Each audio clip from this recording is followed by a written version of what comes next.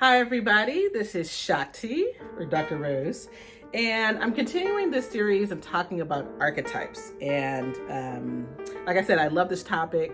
I'll share with you that one of the ways that I came to Dr. Pillai's teachings. Now, I've done this before in my life, but in a different spiritual practice. But when I ran upon Dr. Pillai's teachings, I actually ran across a seminar video that Mohini did. Mohini is Dr. Pillai's longest serving student, and oftentimes when he does a seminar, she will summarize what to do and takes people questions and things of that nature to help them in between seminars. So there's this seminar video on connecting with particular archetypes, and it was like, I don't know, 2011. That's when the video came out. I think this was probably about 5 years ago, which would be about, 2012, something like that. I don't know, something like that. Anyway, I digress. So the video that she talked about how do you communicate with the archetypes from India in particular, and what are some of the ways that you can connect with them. And I did that, and I mean to tell you, things really changed in my life. At the time she was talking about, and I think it was during this period or something, Dr. Pillai was, there were 3 avatars of Vishnu. Vishnu is the sustainer of life. He also protects life as well. And there are 3 avatars of Vishnu that were, I guess you could say, how can I say it, prominent in that year. And they were Krishna, Karpasamy, and Rama. I'm not going to go into detail about them because that's going to be a bit much for this video. But I became really close to Rama. Rama just had this so loving, compassionate energy. And Mohini taught a specific method of connecting with him, which, using a candle, using his image, using light and offerings. And, at the time, I was having crying bouts about once a month that would be like 3.5, 4 hours long. And when I started on a daily basis, showing Rama the light and calling and asking for his help, the next month, I had a crying bout that was 1.5 hours. The following month, I didn't have it at all. So I don't have those kinds of things that happen. I'm not saying that, something doesn't happen and I don't have tears every once in a while, but it wasn't happening on a monthly basis, or it doesn't happen on a monthly basis now. So this is why I love talking about archetypes and divine beings and bringing them into our lives, because they truly can transform our lives. So let's talk about the specific communication methods. So specifically, and I have my little notes here as you've seen in the other videos, chanting a mantra. So those archetypes that come from the East and are connected with mantras, you can chant their mantra to awaken that archetype within your life.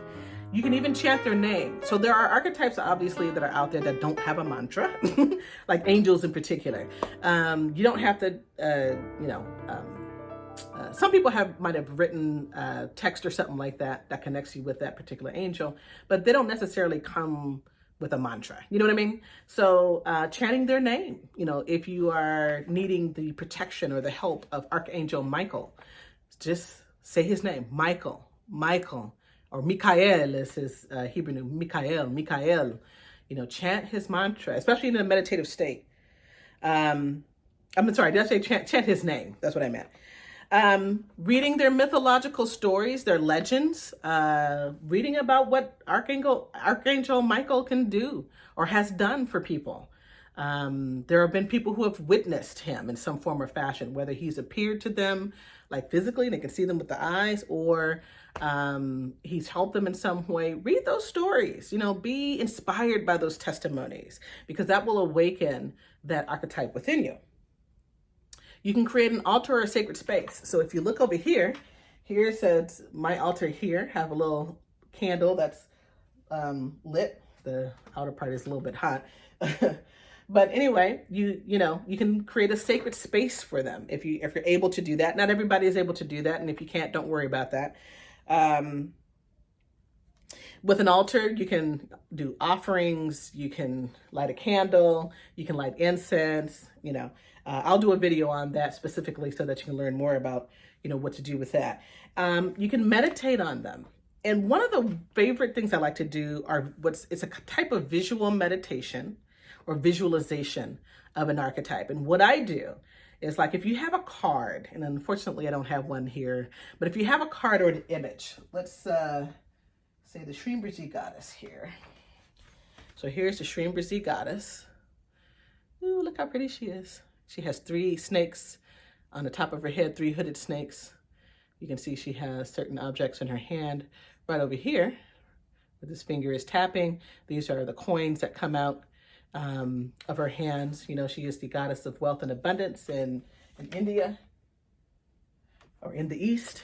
And if you visualize her, whether it's a statue or a printed image, or actually Ganesha right here, right?